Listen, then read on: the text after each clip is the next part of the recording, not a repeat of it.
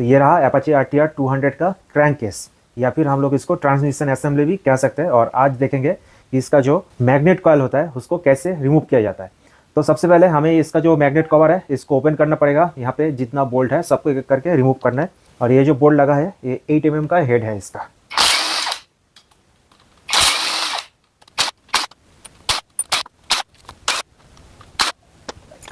तो सारे bolt remove करने के बाद आपको इसको हल्का सा ठोकना पड़ेगा।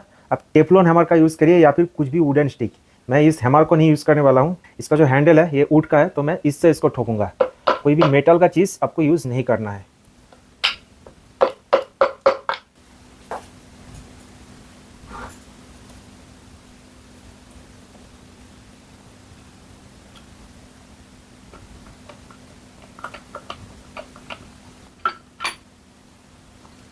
तो ये जो कवर है जिसको मैग्नेट कवर कहा जाता है, इसका अंदर रहता है हमारा स्टेटर।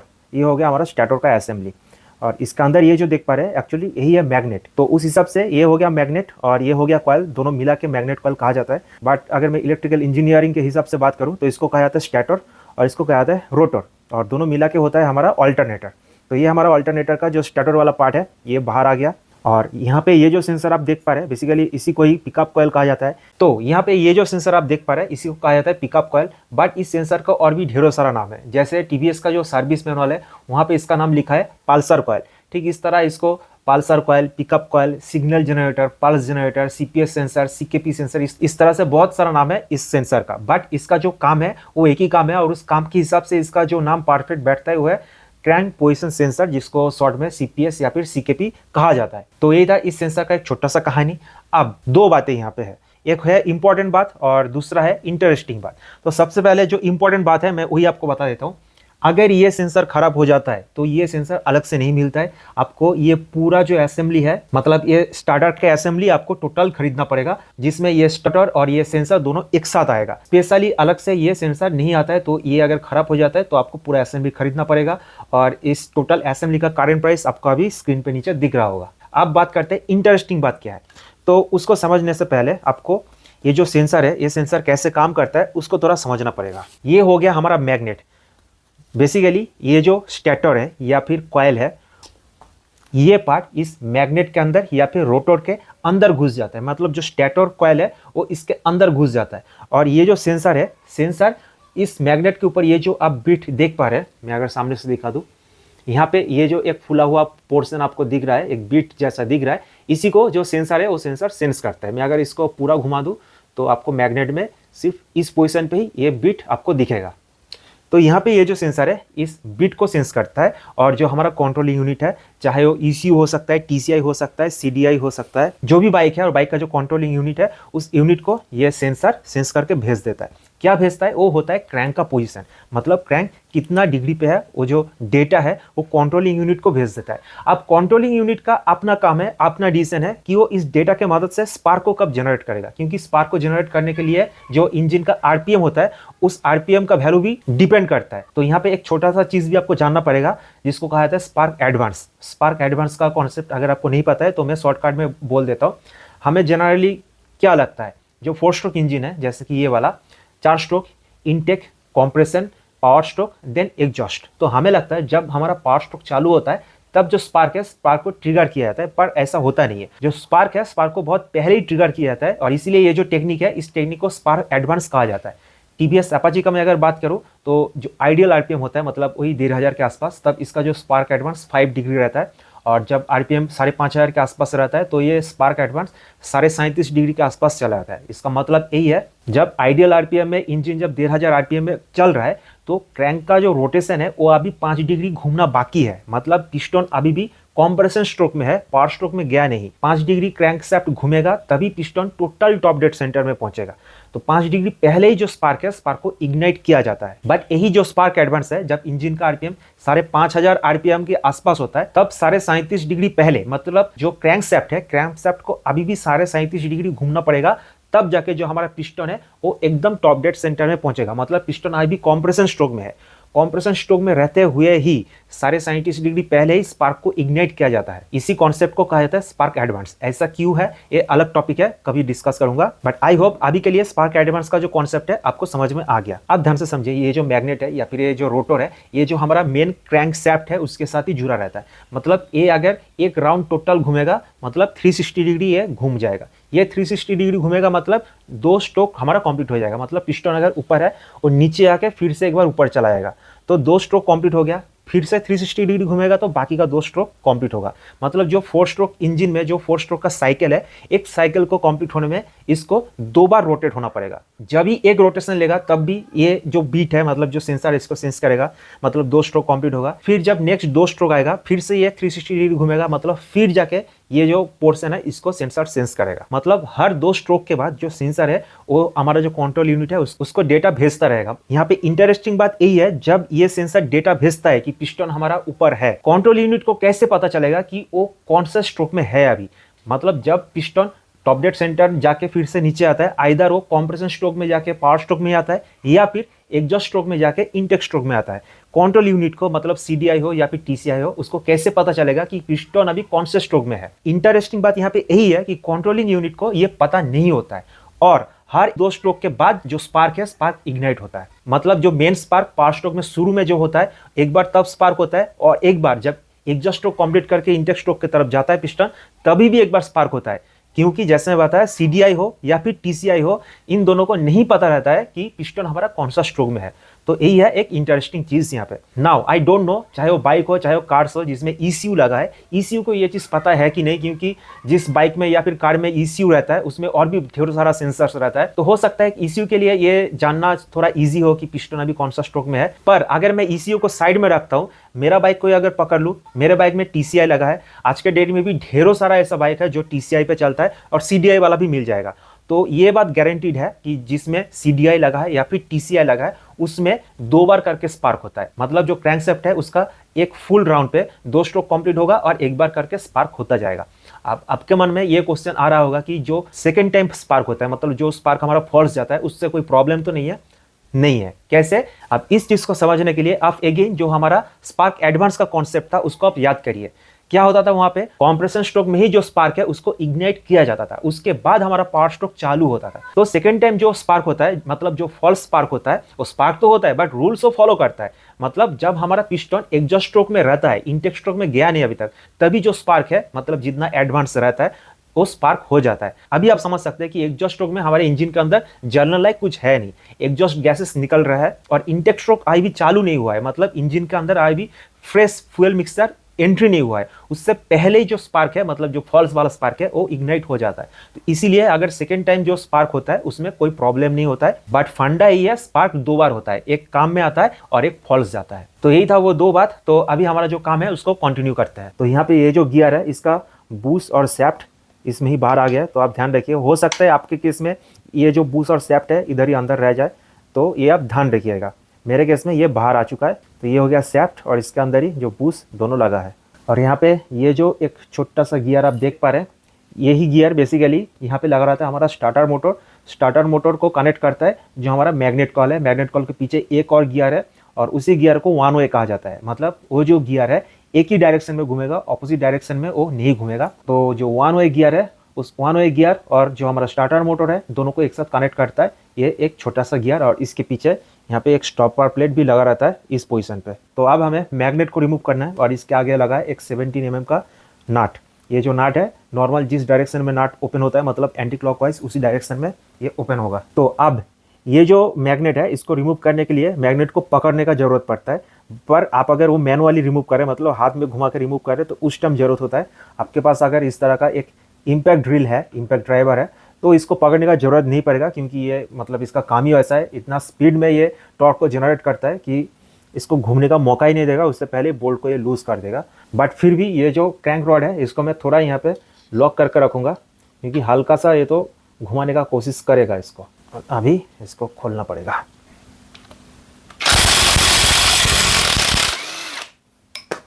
तो होता कुछ ऐसा है कि ये जो इम्पोर्टेंट जगह है यहाँ पे जो नाट लगा जाता है वो नॉर्मली नहीं कसा जाता है। तो लगाने के बाद जो थ्रेड लॉकर होता है उसको यूज़ किया जाता है। तो इस रीजन से ये जो नाट है और भी ज़्यादा कस के टाइट होकर बैठा रहता है, तो खोलने में भी बहुत ज़्यादा मुश्किल होता है आप जब फर्स्ट टाइम इसको ओपन करेंगे। इवन सेकेंड टाइम भी मुश्किल ही होगा, क्योंकि मैं जब इसको फिर से लगाऊंगा तो मैं थ्रेड लॉकर अप्लाई करके ही लगाऊंगा, और अंदर जो पुराना थ्रेड लॉकर है उसका ही जो टुकड़ा बिस्किट के जैसा आपको दिखेगा आप अगर खोलेंगे तो घबराने का बात नहीं है, वो थ्रेड लॉकर सूख गया है, वही आपको यहाँ पे डस्ट पार्टिकल की तरह दिखेगा और कुछ नहीं है।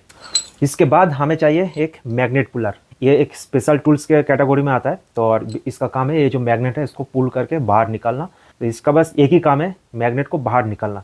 तो इसके अंदर भी थ्रेड बना हुआ है और यहाँ पर भी थ्रेड बना है इसके ऊपर। तो इसका ऊपर का ये जो पार्ट है, मतलब ये जो हाउसिंग है, इसको मैं रोटेट करके ये जो काला ब्लैक वाला पोर्शन आपको दिख रहा है इसके साथ अटैच कर दूंगा, और उसके बाद जब मैं इसको रोटेट करूंगा अंदर का ये जो पिन है ये धीरे धीरे बाहर आएगा, और ये जो पॉइंट आप देख पा रहे हैं यहाँ पे ये प्रेशर देगा, तो ऑटोमेटिकली क्या होगा, हमारा जो मैग्नेट है वो धीरे धीरे बाहर आ जाएगा। तो यही है इसका फॉर्मूला।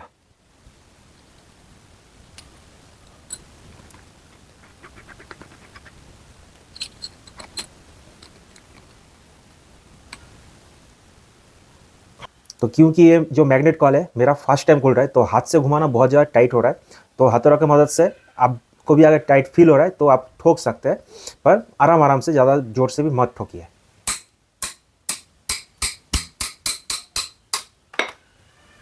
तो अब ये लूज हो गया है, अभी ये हाथ से घूम जाएगा।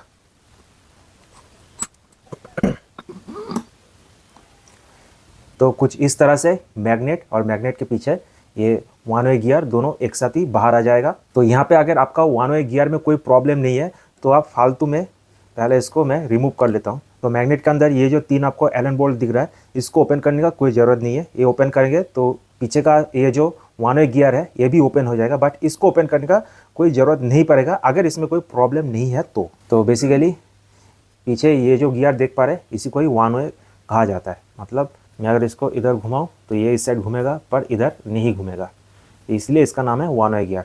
बाय द वे मेरा गियर में कोई प्रॉब्लम नहीं है, प्रॉब्लम होगा बियरिंग में तो पता लग जाएगा, घर घर घर घर खर खर खर करेगा। स्मूथ जो ऑपरेशन है वो स्मूथनेस आपको नहीं मिलेगा। तो यही बात है। तो यही था बेसिकली मैग्नेट कॉइल को रिमूव करने का प्रोसेस। मैग्नेट यहाँ पे रहता है और जो कॉइल है, कॉइल रहता है हमारा मैग्नेट कवर के ऊपर। तो आपको अगर मैग्नेट कॉइल चेंज करना है या फिर टाइमिंग चेंज करना है तो आपको इतना दूर का जो ओपनिंग है, इतना दूर का जो खोल खाल करने का काम है ये आपको करना पड़ेगा। ये रहा मेरा टाइमिंग चेन। तो बेसिकली मेरा ये पूरा क्रैंक केस में काम है। अभी इसको पूरा मैं ओपन करूंगा। मेरा जो लपड़ा है, यहाँ जो ड्राइव चेन स्पॉकेट का सैफ्ट है ये टूट गया और इसीलिए मुझे यहाँ पे इसको वेल्डिंग करके रखना पड़ा है, क्योंकि आप समझ ही सकते हैं ये जो ड्राइव चेन स्पॉकेट है ये अगर नहीं घूमेगा तो बाइक आगे ही नहीं बढ़ेगा। तो मजबूरन मुझे इसको वेल्डिंग मार के रखना पड़ा है। तो जिसलिए अभी मुझे ये जो पूरा क्रैंक केस है इसको खोल के अंदर का जो सैफ्ट है उसको चेंज करना पड़ेगा। हालांकि ये जो चेन है, चेन को काट कर निकालना पड़ेगा, तो बहुत सारा काम है। बट इधर का जो प्रोसेस है होपफुली आपको समझ में आ गया है। टाइमिंग चेन अगर आपको चेंज करना है या फिर मैग्नेट कॉइल चेंज करना है तो इतना दूर ओपनिंग का जो प्रोसेस है ये आप एज इट इज फॉलो कर सकते हैं। और उसके लिए जो टूल्स का रिक्वायरमेंट पड़ेगा, ऑब्वियसली सबसे पहले एक मैग्नेट रिमूविंग टूल आपको लेना पड़ेगा, मतलब एक रिक्वायरमेंट पड़ेगा। और दूसरा एक होता है मैग्नेट होल्डर, कुछ ऐसा दिखता है, तो वो तब चाहिए जब आप मैनुअली यहाँ का जो बोल्ट होता है 17 नंबर का आप ओपन करेंगे तब उसका रिक्वायरमेंट पड़ता है। बट आपके पास किसी भी तरह का एक इम्पैक्ट ड्राइवर है, बेसिकली गैरेज में जो रहता है वो कॉम्प्रेस्ड एयर में ड्रिवन होता है, मेरे पास ये इलेक्ट्रिक का है। बट इस तरह का इम्पैक्ट ड्राइवर अगर रहेगा तो मैग्नेट होल्डर यूज़ करने का जरूरत नहीं पड़ता है, वो इजीली रिमूव हो जाता है। तो ये रहा टाइमिंग चेन का पार्ट नंबर एंड प्राइस अगर किसी को चेंज करना है तो। बट मैं इस वीडियो में टाइमिंग चेन के बारे में ज़्यादा कुछ डिस्कस नहीं करूँगा, क्योंकि टाइमिंग चेन को लगाना, इसका इंस्टॉलेशन, टाइमिंग मिलाना, ये अपने आप में ही एक इंपॉर्टेंट चैप्टर है। और इसीलिए मैं इसके रिगार्डिंग अलग से एक वीडियो बना कर रखा हूँ जहाँ पे इस सब के बारे में मैं डिस्कस किया हूँ। तो इस वीडियो में मैं फोकस करूँगा सिर्फ हमारे मैग्नेट कॉइल के ऊपर। तो जैसे कि आपको पता है जो हमारा कॉयल है या फिर स्टेटर वो मैग्नेट कवर के साथ ही अटैच रहता है। हम लोग को रिमूव करना पड़ता है रोटर या फिर मैग्नेट को। सो नॉर्मली ये जो मैग्नेट है ये मैग्नेट कभी भी खराब नहीं होता है, आप अगर ठीक ठाक से अपना जो बाइक है उसको हैंडल करते हैं, टेक केयर लेते हैं तब। एंड ऑब्वियसली अगर कोई इंसिडेंट एक्सीडेंट वगैरह नहीं होता है तो मैग्नेट को मोस्टली रिमूव करना पड़ता है। अगर टाइमिंग चेन को चेंज करना है, इंजन का कुछ अदर्स काम है या फिर क्रैंकेस को ओपन करना है, तभी जाके इस मैग्नेट को हमें रिमूव करना पड़ जाता है। एक इंसिडेंट मैं शेयर करना चाहूँगा। कोई एक बंदे ने गया था टाइमिंग चेन को चेंज करवाने एक लोकल गैरेज में, तो वहाँ पे चेन को तो बदल दिया, फिर जाके जो हमारा मैग्नेट है उसको इंस्टॉलेशन के टाइम पे गड़बड़ कर दिया, जिससे बाद में वो मैग्नेट ख़राब हो गया। सो यहाँ पे पॉइंट यही है कि टाइम टू टाइम सर्विसिंग करवाने के बाद भी आपका बाइक खराब हो सकता है अगर आप पैसा बचाने के चक्कर में सस्ते वाले मैकेनिक के पास जाओगे। और मेरा रिकमेंडेशन हमेशा यही रहता है कि आपके पास जो भी कंपनी का मोटरसाइकिल है आप उसी कंपनी का ऑथराइज सर्विस सेंटर में जाइए। जब तक ना आपको आपके मोटरसाइकिल के बारे में बेसिक डिटेल्स ना पता हो जाए, लाइक कौन सा पार्ट कहाँ पे लगता है, कौन सा पार्ट कब चेंज करना होता है, कौन सा पार्ट रिप्लेस होता है, कौन सा पार्ट रिपेयर होता है, ये सब जब तक ना आपको पता ना लगे तब तक आप बाहर का जो लोकल गैरेज है वहाँ पे मत जाइए। यही मेरा सजेशन रहेगा। ऑलराइट, सो अभी देखते हैं कि जो मैग्नेट है इसको रीइंस्टॉल कैसे किया जाता है। तो ध्यान से अगर देखेंगे, क्रैंकशाफ्ट में कुछ इस तरह से एक बिट निकला हुआ रहता है और हमारा जो मैग्नेट है वहाँ पे इस तरह से कैविटी बना रहता है। तो इसी दोनों को सिर्फ आपको अलाइन कर देना है और अलाइन करके सीधा इसको शाफ्ट के अंदर प्रेस कर देना है। इसको लगाने के लिए कोई भी स्पेशल टूल्स का जरूरत नहीं पड़ता है, सिर्फ रिमूव करने के टाइम पे ही जरूरत पड़ता है। तो मैग्नेट को शाफ्ट में लगाने के बाद इस तरह से रोटेट करके देखिए, अगर आपका शाफ्ट भी घूम रहा है तो इसका मतलब मैग्नेट अपनी जगह पे बैठ गया है। अगर मैग्नेट अपनी जगह पे नहीं बैठेगा तो ये जो शाफ्ट है, मतलब जो क्रैंक शाफ्ट है, वो घूमेगा ही नहीं, वो अपनी जगह पे ही रहेगा। तो जैसे कि आपको देख रहा है कि मैग्नेट को मैं घुमा रहा हूँ और ये बहुत ही टाइट फील हो रहा है, इसका मतलब यही है कि ये शाफ्ट के साथ कनेक्ट हो गया है। और अभी ये टाइट फील इसलिए हो रहा है क्योंकि जो हमारा टाइमिंग चेन है वो कैम के साथ अटैच है और कैम हमारा भाल्व के साथ अटैच है और भाल्व पे लगा होता है स्प्रिंग। तो बेसिकली मुझे ये जो यहाँ पे लोड फील हो रहा है वो उसी भाल्व का जो स्प्रिंग का लोड है वही मुझे यहाँ पे फील हो रहा है। जो भी हो, मेरा यहाँ पे जो मैग्नेट है वो यहाँ पे लग चुका है। सो जैसे कि मैं पहले ही बताया कि मैग्नेट को जितने बार भी रिमूव करना पड़ता है, मोस्ट ऑफ द केसेस में मैग्नेट में कुछ काम नहीं रहता है, काम दूसरा ही रहता है जिसके लिए मैग्नेट को रिमूव करना पड़ जाता है। तो ऐसे केस में मैग्नेट को लगाने के बाद आपको टाइमिंग तो मिलाना ही पड़ेगा। बट अगर ऐसा कुछ काम था जहाँ पे सिर्फ आपको मैग्नेट को ही रिमूव करना था, टाइमिंग चेन को आपने हाथ नहीं लगाया है, तो ऐसे केस में आपको टाइमिंग मिलाने का कोई ज़रूरत नहीं पड़ेगा। क्योंकि जैसे आपने देखा कि हमारा जो क्रैंक शाफ्ट है और जो मैग्नेट है दोनों पे ही मार्किंग बना रहता है। तो जैसे मैग्नेट आप निकाले थे बाहर, ठीक वैसे ही मैग्नेट अंदर जाएगा, तो टाइमिंग मिलाने का कोई ज़रूरत नहीं पड़ेगा उस केस में। ऑलराइट, सो टाइमिंग मिलाने के बाद और मैग्नेट को लगाने के बाद जो नेक्स्ट काम है वो है स्टॉपर प्लेट को लगाना। थोड़ा सा आप इंजन ऑयल यहाँ पे अप्लाई कर दीजिए तो प्लेट अपनी जगह पे टेम्पोररी थोड़ा चिपक जाएगा, वरना ऐसे आप लगा नहीं पाएंगे, प्लेट वहाँ से गिर जाएगा।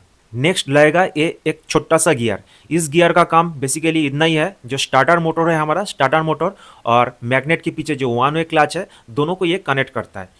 तो इस गियर को लगाने के लिए जो शाफ्ट होता है उस शाफ्ट को आप गियर के अंदर में डाल दीजिए और उसके बाद इस गियर को पकड़ के, और पीछे याद रखिए हमारा स्टॉपर प्लेट है, स्टॉपर प्लेट के थ्रू ये जो शाफ्ट है आपको लगाना पड़ेगा। तो ये जो काम है थोड़ा आपको ध्यान से करना पड़ेगा। तो यहाँ पे सबसे पहले है स्टॉपर प्लेट, उसके ऊपर है गियर और इस दोनों के थ्रू मैं ये जो शाफ्ट है, शाफ्ट को मैं इंसर्ट कर दिया हूँ और फाइनली इसके ऊपर लगेगा एक बुश इस तरह से।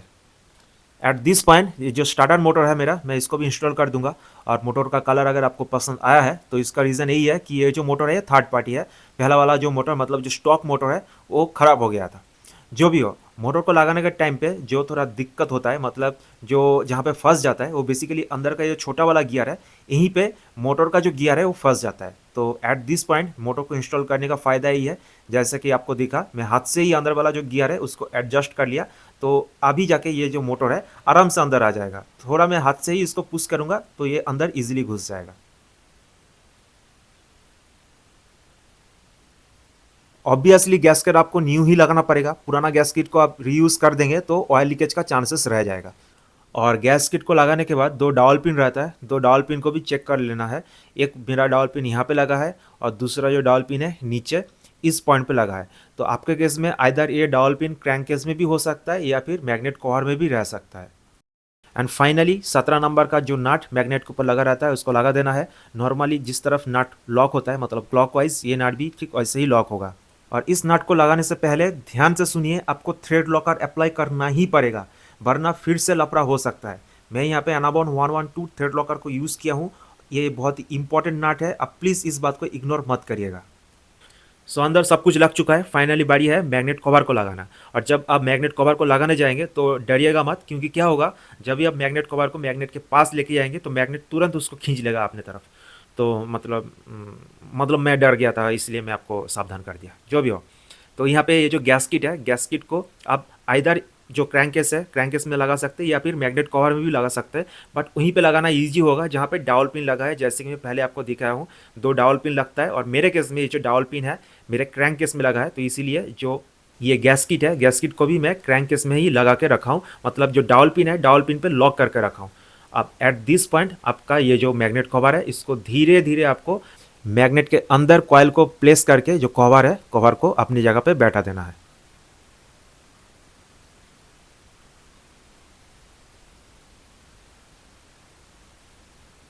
बस मेरा जो मैग्नेट कवर है ये लग चुका है। अब फाइनली इसमें जो 8 mm का बोल्ट होता है इस बोल्ट को चारों तरफ कस देना है और मेरा ये जो काम है ये हो जाता है ख़त्म। तो यही था TVS Apache RTR 200 का मैग्नेट कॉइल रिमूवल का प्रोसेस एंड इंस्टॉलेशन प्रोसेस। और अगर टाइमिंग चेन को चेंज करना है तो उस केस में भी ये सेम प्रोसेस फॉलो करना पड़ेगा। तो TVS Apache RTR 200 रिलेटेड आपको अगर और भी वीडियोस देखना है तो आप मेरे चैनल विजिट कर सकते हैं। So till then stay tuned.